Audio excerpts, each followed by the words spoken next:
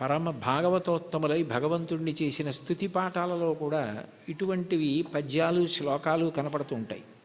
ఈ కీర్తనకి సంబంధించినంత వరకు ఎదురుగుండా ఉన్నటువంటి వెంకటేశ్వరుణ్ణి, తిరుమలలో విరాజమానుడైన వెంకటేశ్వర స్వామి వారి ఎదుట నిలబడి, అది కేవలం ప్రతిమ అన్న భావన కాకుండా ఆయన వెంకటేశ్వరుడే, ఆయన సాక్షాత్తు శ్రీమన్నారాయణుడే అన్న భావనతో అన్నమాచార్యుల వారు మాట్లాడుతున్నటువంటి కీర్తన.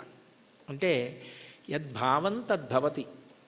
అసలు ముందు మనం ఆరాధన చేసే మూర్తి అది విగ్రహం కాదు, అది పరమాత్మ అన్న భావన మనకుంటే పరమాత్మగానే ప్రతిస్పందిస్తాడు. వెంకటేశ్వరుణ్ణి దర్శించినటువంటి అన్నమాచార్యుల వారు ఆయన సాక్షాత్ శ్రీ మహావిష్ణువే అన్న ఉద్దేశ్యంతో ఆయనతో మాట్లాడుతున్న కీర్తన. అందుకే నేను, నువ్వు, నన్ను చూచి నువ్వు అన్న మాటలతో ఆయనతో మాట్లాడుతున్న సంబోధనతో ప్రారంభమైంది. అందులో అంటారు, నన్ను చూచి హరి నువ్వు నవ్వకుండేవా. నన్ను చూసి నువ్వు నవ్వకుండా ఉండలేవు, నాకు అర్థమైంది. అయితే నవ్వడం అనేటటువంటి మాటలో పరిహాసం చేయడం ఒక ఎత్తు. అంటే నువ్వు చేసేది తప్పు, నువ్వు చేసేది సరైన పని కాదు, అయోగ్యమైనది, అనౌచిత్యమైనది అన్నప్పుడు పరిహాసాస్పదంగా ఆయన నవ్వడం వేరు. వెంకటేశ్వరుడి నవ్వు శుచిస్మిత. రామాయణంలో అంటారే, తృణమంతరత కృత్వా ప్రత్యువాచ శుచిస్మిత అంటారు. ఒక కన్నతల్లి పసిబిడ్డడి యొక్క అమాయకత్వానికి ఎంత శుద్ధమైన నవ్వు నవ్వుతుందో, ఎంత పవిత్రమైన నవ్వు నవ్వుతుందో, భగవంతుని యొక్క నవ్వు అంత పవిత్రంగా ఉంటుంది మనం చేసే అమాయకపు పనులు చూసి. తల్లి ఏదో వేడిగా ఉన్నటువంటి పాయస పాత్ర అక్కడ ఉంటే పిల్లవాడు వెళ్ళి నేను తినేస్తానని పాయస పాత్రలో చెయ్యి పెట్టబోతే, నువ్వు తినలేవురా, అది చాలా వేడిగా ఉంది, నేను చల్లారి పెట్టి పెడతానని చెప్పి ఎంతో ప్రేమగా నవ్వి వాడిని దూరంగా పెట్టి ఉప్పుని ఊది చిన్న చిన్న ముద్దలు వాడి నోట్లో ఎంత ప్రేమతో తినిపిస్తుందో అంత ప్రేమతో నవ్వుతాట భగవంతుడు. అందుకని భగవంతుని యొక్క నవ్వు శుచిస్మిత, మందహాసం, చిన్న నవ్వు నవ్వుతాడు అని. అందుకని మూకశంకర్లు మందస్మిత శతకం చేశారు. 100 శ్లోకములు ఆయన నవ్వు మీద చేశారు, అమ్మవారి నవ్వు మీద. అటువంటి భగవంతుడు దేనికి నవ్వుతున్నాడు అన్నమాచార్యుల వారిని చూసి అంటే, ఆయన నేను ఈ మార్గం పట్టుకున్నాను కాబట్టి నేను ధరిస్తాను అని అనుకుంటున్న వాళ్ళని చూసి నవ్వుతాట. ఎందుకని అంటే, ఏ మార్గం మీరు పట్టుకున్నా అది ఎక్కడ వరకు తీసుకెళ్ళగలదు అంటే భగవంతుడు ఉన్న చోటుకి తీసుకెళ్ళగలదు, భగవద్ దర్శనం చేయించలేదు. మీకు అదేదో నేను గొప్ప కోసం చెప్పట్లేదు, ఉదాహరణ మీకు బాగా పట్టుకోవడానికి చెప్తున్నాను. మీకు నన్ను చూడాలి అని అనిపించింది అనుకోండి, ఆయన ఎక్కడ ఉంటారండి అని అడుగుతారు. ఏదో పలానా చోట ఉంటారండి అని చెప్పారనుకోండి, మీరు అక్కడికి రాగలరు. కానీ తలుపు తీసి మా అబ్బాయి ఇవాళ ఆయన ఎవరిని చూడాలనుకోవట్లేదండి, ఆయన ఏదో చదువుకుంటున్నారు, నేను ఎవరిని చూడనని చెప్పారు అన్నారనుకోండి, మీరు చూడగలరా నన్ను? సాధ్యం కాదు. కానీ ఎవర్రా అని నేను అడిగాను అనుకోండి, వాడు వచ్చి నాకు ఏదో చెప్పాడు అనుకోండి, సరే ఉండు 5 నిమిషాలు చూసి వస్తాను అని నేను వచ్చాను అనుకోండి, నేను మిమ్మల్ని చూడాలని వస్తే మీరు నన్ను చూడగలరు తప్ప, మీరు చూడాలని వస్తే నా చేత మీరు చూడబడలేరు, మీరు నన్ను చూడలేరు. మీరు నన్ను చూడడం మీ చేతిలో లేదు, నా చేతిలో ఉంది. ఇంత చిన్న విషయమే అలా ఉంటే భగవద్ దర్శనం, భగవద్ అనుభవం మనం పట్టుకున్న మార్గం వల్ల ఫలితంగా వస్తుంది. అదేనా కర్మ అయితే ఈ కర్మ చేస్తే ఈ ఫలితం వస్తుంది అని చెప్పచ్చు. అబ్బాయి నువ్వు ఈ పొలాన్ని దున్నవయ్యా, విత్తనాలు వెయ్యి, ఇలా నీరు పెట్టు, మొక్కలు వస్తాయి అని చెప్పచ్చు. భగవన్మార్గంలో నీవు ఈ మార్గాన్ని పట్టుకుంటే నీకు తప్పకుండా భగవద్ దర్శనం అయిపోతుంది, మోక్షం పొందగలవు అనుకుంటే అందులో ఎప్పుడూ 2 అంగుళాలు తక్కువ వస్తుంది. నేను చేస్తున్నాను కర్తృత్వం, దాని చేత ఈ ఫలితం వస్తుంది ఒక ఆశ. ఈ 2 మనసులో ఉండి పాటించిన ఏ పద్ధతి కూడా భగవంతుణ్ణి పూర్తిగా చేరనివ్వదు. అదే భాగవతంలో ఉలూకల బంధనం. యశోద ఎంత ప్రయత్నించి కృష్ణుడి బొజ్జ కట్టేద్దామని తజ్జనని లోగిటంగల రజ్జు పరంపరల తేవంగా ఆ బొజ్జ తిరిగి రాదయ్యే జగజ్జాలములున్న బొజ్జ కట్టందరమే. ఎన్ని తాళ్ళొచ్చి ముళ్ళేసి చుట్టూ తిప్పినా 2 అంగుళాలు తక్కువ వస్తూనే ఉంది.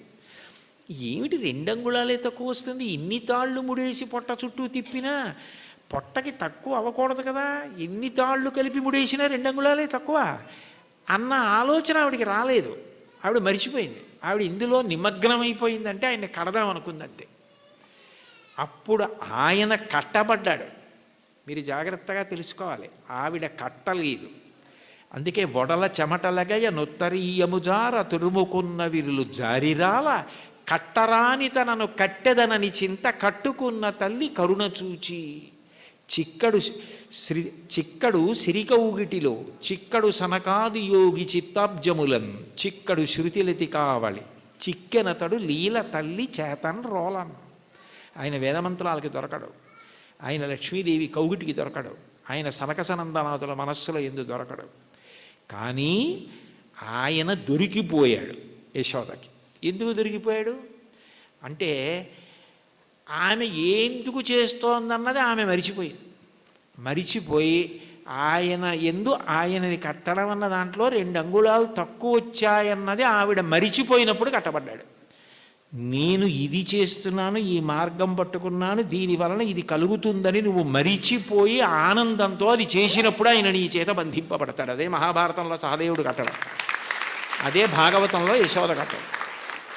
అది లేనప్పుడు నేను ఒకటి పట్టుకుని ఇదిగో ఇది చేసుకొచ్చేస్తున్నాను కాబట్టి నీ దగ్గరికి వచ్చేస్తున్నాను, నువ్వు నాకు వశపడిపోతావంటే నేను గొప్ప ఆయన గొప్ప. అప్పుడు దానికి ఒక పాఠ్య ప్రణాళిక ఉంది, ఇలా చేసేస్తే ఆయన దొరికిపోతాడని. అలా ఎక్కడుంది స్వామి, అలా ఉందా అని చెప్పడానికి మనసుకు గోచరమా మాటలకు గోచరమా? మనసుకి నువ్వు దొరికిపోతావా? ఎలా దొరికిపోతావు? పటకార అంటారు లోకంలో. పటకార అంటే కింద మరుగుపాల గిన్నె ఉంటుంది, పైన నా చేత్తో పట్టుకుంటే పటకార ఏం చేస్తుంది? మరుగుపాల గిన్నెని పట్టుకుంటుంది. నేను గట్టిగా పట్టుకుని పక్కన దింపేస్తాను మరుగుపాల గిన్నెని.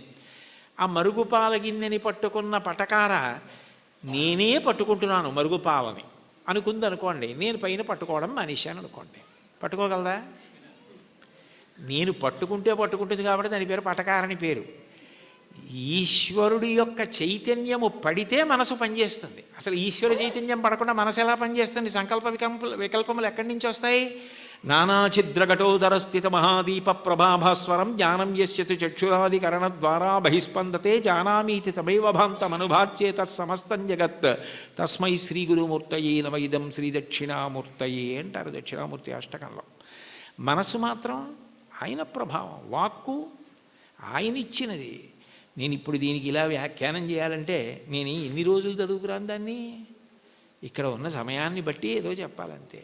నాకేదో భావన వచ్చిందనుకోండి, ఆ భావన నాలో కదిలినప్పుడు మూలాధార చక్రం దగ్గర నుంచి పైకొచ్చిన గాలి బ్రహ్మరంధ్రం దగ్గరికి వెడితే నువ్వు అట్లా నిర్గమించకూడదు, సమయం రాలేదని వెనక్కి తోసేస్తే నోటిలోకి వచ్చి నిలబడిన వాయువుని నాలుక కదిలి నొక్కితే సొట్టలు పడి గాలి అక్షరములై నా నోట్లోంచి బయటకు వస్తున్నప్పుడు అక్షరములు పదములై పదములు వాక్యములై నా భావనని పట్టుకుని ఆకాశగతమై వచ్చి మీ చెవులలోంచి లోపలికి వెడితే నా భావాలు మీ భావాలు అవుతున్నాయి. సభాభ్య సభాపతిభ్యశ్చ భో నమో నమో. అది చేస్తున్నవాడెవరు? నేను మాట్లాడుతున్నానంటే అర్థం ఎక్కడుంది దానికి?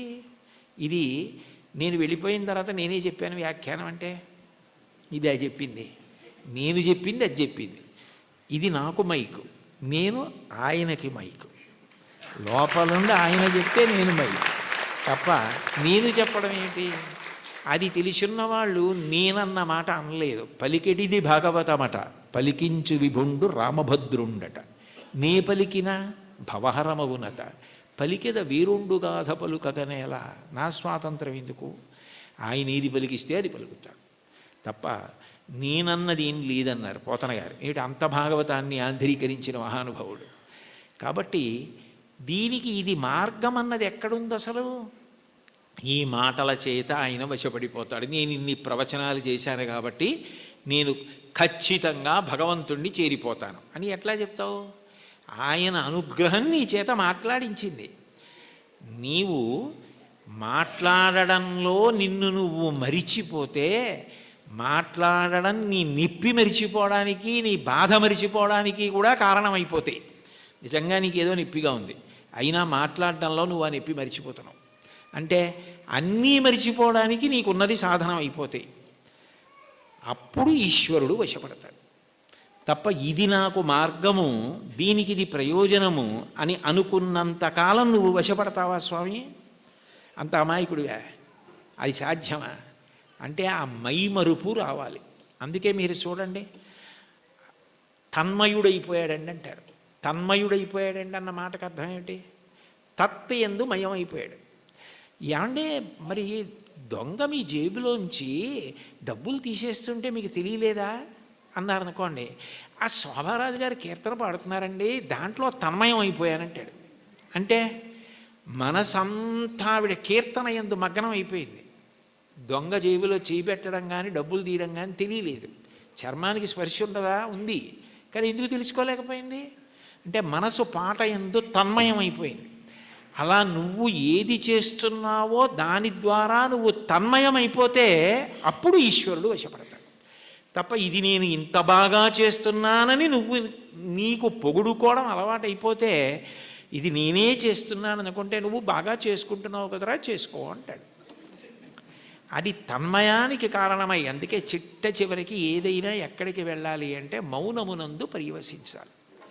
చిట్ట చివరికి సంగీతము నాదమునందు, శబ్దం ఎక్కడ పుడుతోందో అక్కడ లయమైపోతుంది. నాదతను మనిషం శంకరం అంటారు త్యాగరాజస్వామి. అందుకే ఆ నాదము శంకర శరీరము, దాని యందు లయం అవ్వాలి. ఇక్కడ ఉన్నారు కదా మంజు భార్గవి గారు, శంకరాభరణంలో ఆయన ఏదో ఉరిమి ఉరుములు మెరిసే మెరుపుల చిరుచిరు నవ్వులు కాబోలు, సరిసరి నటనలు కాబోలు అని పరవశాన శిరసూగంగా ధరకు జారెన శివగంగ నాగానలహరి నువ్వు మునుగంగా అని పరవశించిన పరమశివుడు తల కిందకి జింపి చూస్తేట గంగ కింద పడి ఈయన తడిసిపోయేట. ఈయన గానలహరిలో ఆయన మురిగిపోయేట. అప్పుడు ఒక్క క్షణం ఆగిపోయాడు అనుకోండి, అప్పుడు నాదోపాసన చేసిన వాడను నీవాడను నేనైతే, అది నాదమునందు ఉపాసన. మౌనమునందు వెళ్ళిపోవాలి.